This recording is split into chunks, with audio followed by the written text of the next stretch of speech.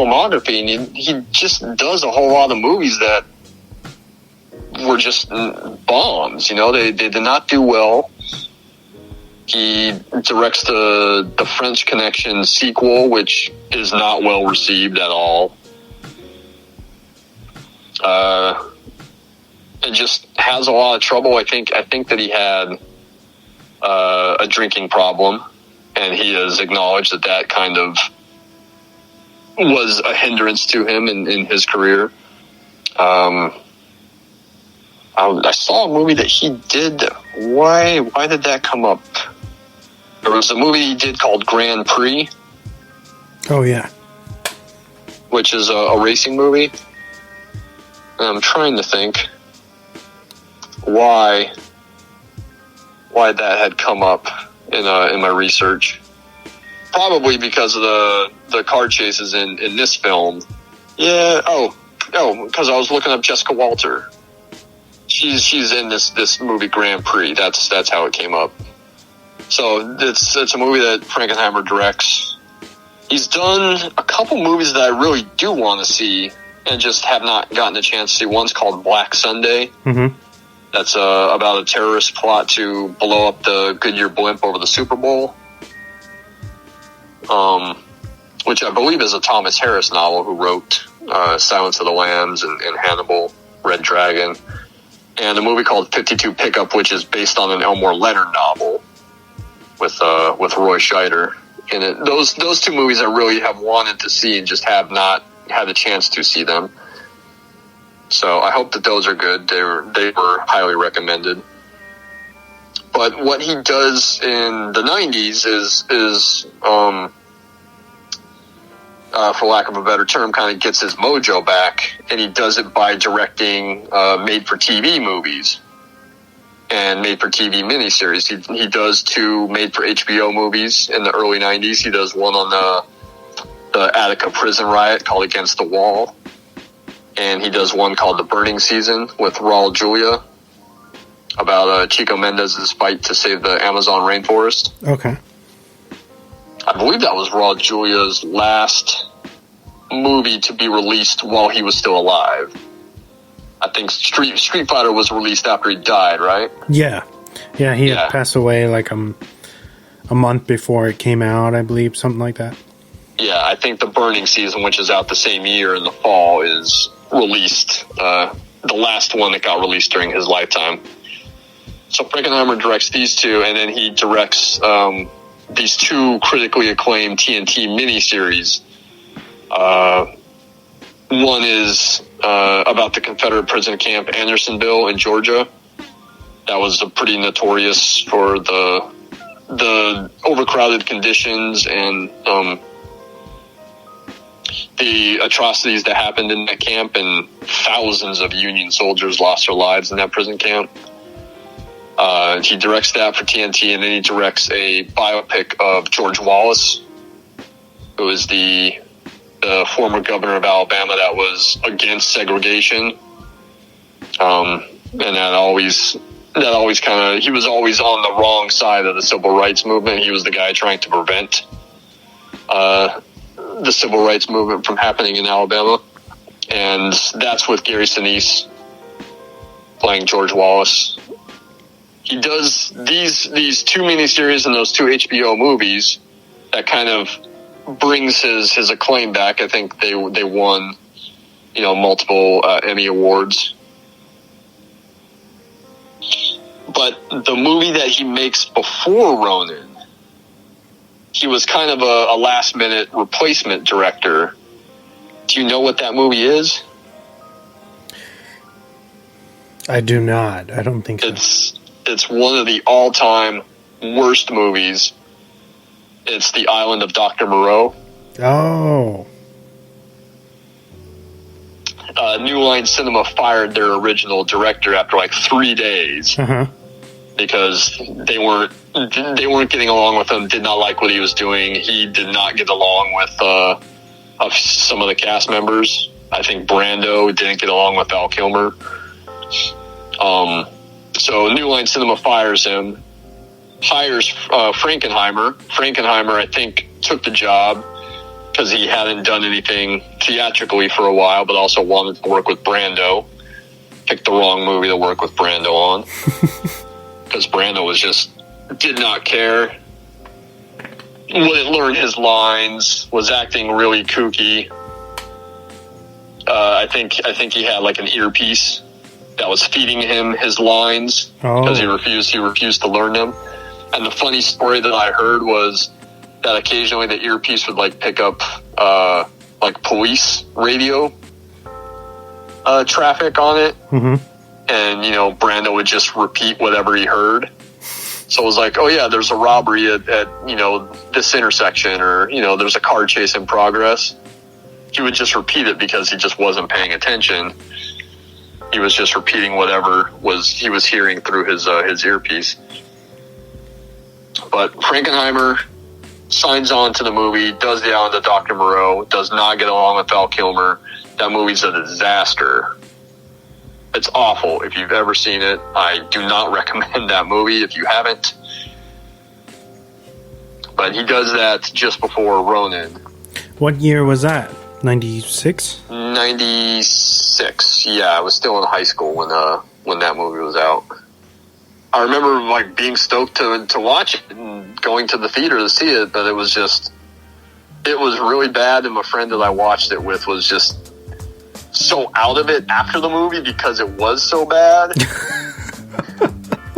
He might have been stoned too, but I don't know.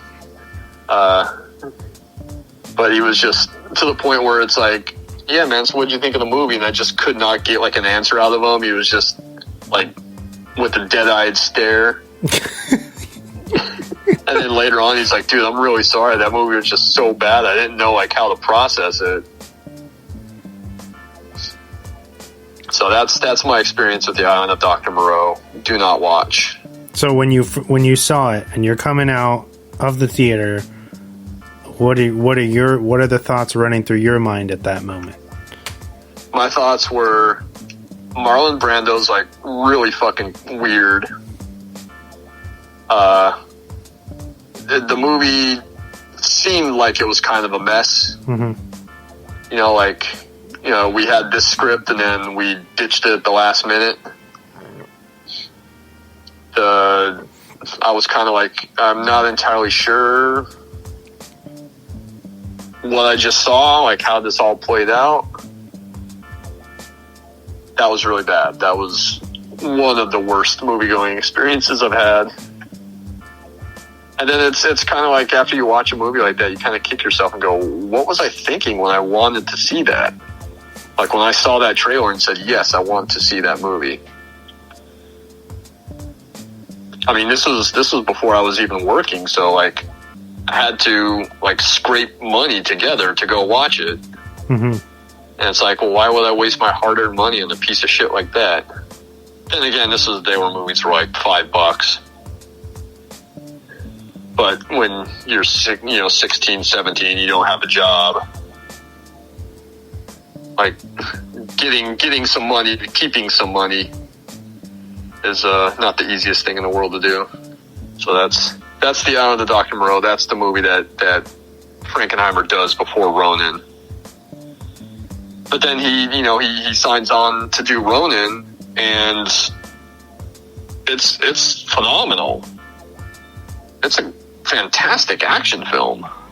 I think I read that some critics were saying it was a good return to form for Frankenheimer.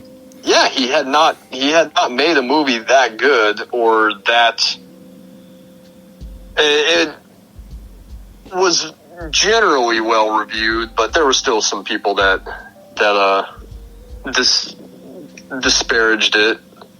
But he hadn't had good reviews like that since his earlier work with the Manchurian Candidate and 7 Days in May. I think Black Sunday is fairly well reviewed.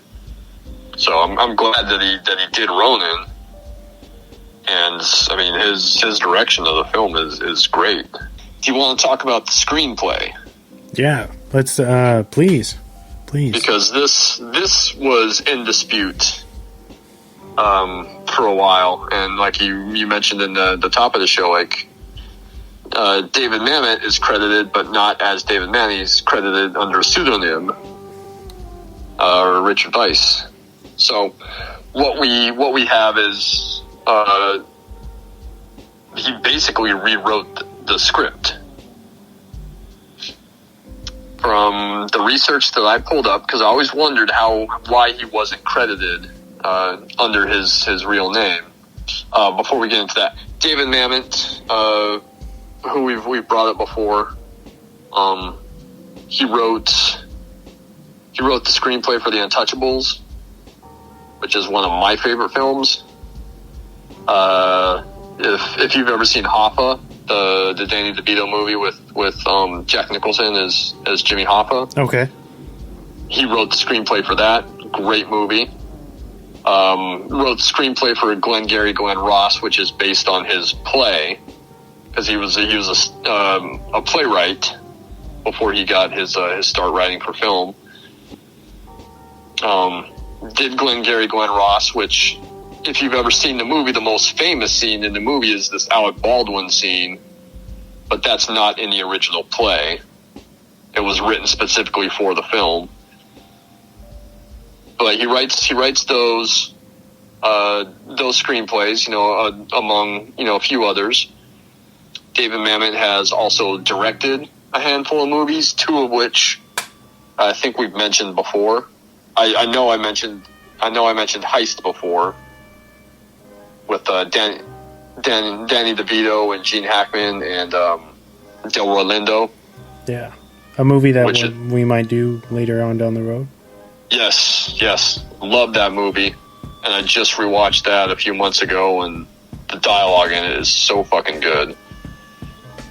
And then a movie that we may have talked about before, Spartan, with Val Kilmer. Yeah, I remember. Another really, really good movie that's, got that kind of signature dialogue,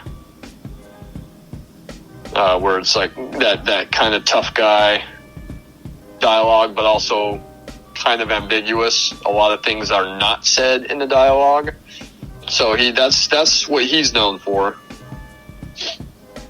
The original script for the film is J.D. Zeke, and MGM brings in David Mamet to rewrite it. And Mamet apparently, this is disputed, but apparently made major changes to the characters, to the dialogue. Usually when that happens, that person gets the screenplay credit, and the story by credit will go to Zeke, because he may have come up with the story, but if a certain amount of the movie is rewritten by this guy, then this guy retains the screenplay credit. The Writers Guild rules are really weird, but this is what happens. MGM and the Writers Guild want Zeke to get story credit and top billing on the screenplay. Mamet is angry over this. Requests that if he's not billed as like a given sole screenplay credit, he wants to either be uncredited or be credited under a pseudonym. So the Writers Guild decides that the story by credit goes to Zeke, the screenplay credit goes to Zeke and Mamet, and Mamet is credited under Weiss. But even John Frankenheimer, at one point in time, has said that Mamet should have retained that sole screenplay credit because his contributions were significant, but also Frankenheimer was quoted as saying that they didn't shoot a word or a line from Zeke's original script. But later on, that got denied by Frankenheimer in either Variety or The Hollywood Reporter, where he said, no, Zeke absolutely is credited the right way. He absolutely deserves the story credit and absolutely deserves the top billing on the screenplay. But according to Mamet, he wants to be the sole